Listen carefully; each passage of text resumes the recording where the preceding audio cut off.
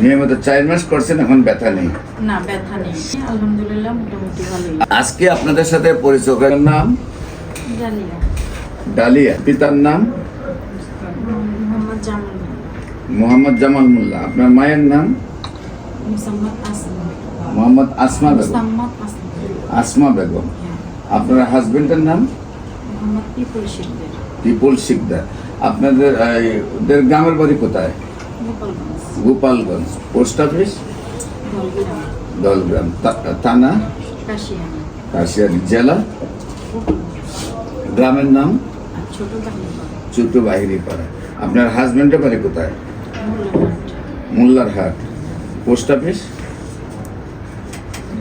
দাঁড়িয়ালা।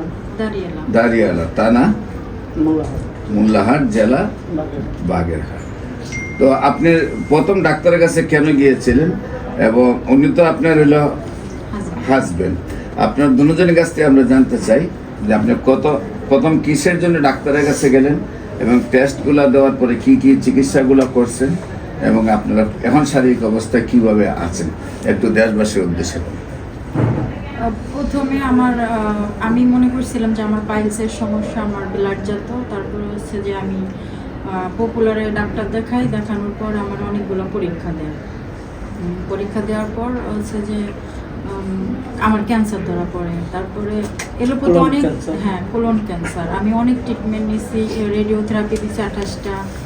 তারপরে অনেক চিকিৎসা হয়েছে মোটামুটি। তারপরে ভালোর দিকেই তারপরে ওনারা বলছিল কেমোথেরাপি দিতে। তো আমি আর কেমোথেরাপি দিইনি।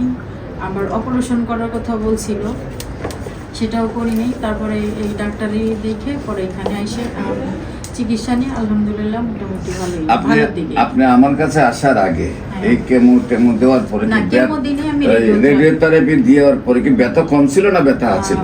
ব্যথা ছিল, কিন্তু আমার যে ব্লাডটা যেত সেটা বন্ধ হয়েছিল, কিন্তু ব্যথাটা যায় নাই। না, ব্যথা ছিল, কিছু গেছে কিছু ছিল। এখন কি আপনার কোনো ব্যথা আছে? না, ওরকম ব্যথা নাই, কিন্তু আমার অস্বস্তি হয়, একটু অস্বস্তি হয়। তো আপনি চিকিৎসা আমার কেন কতদিন করলেন? 4 মাস। নিয়মিত 4 মাস করছেন, এখন ব্যথা নেই? না, ব্যথা নেই। সম্মানিত দেশবাসী, আমরা যেখানে জানি যে ক্যান্সার হলেই প্রচণ্ড ব্যথা, দিন রাত কাতর থাকেন, আজকে 4 মাস চিকিৎসা করার পরে ওনারা সেই ব্যথা নেই, শারীরিকভাবে সুস্থ রয়েছেন।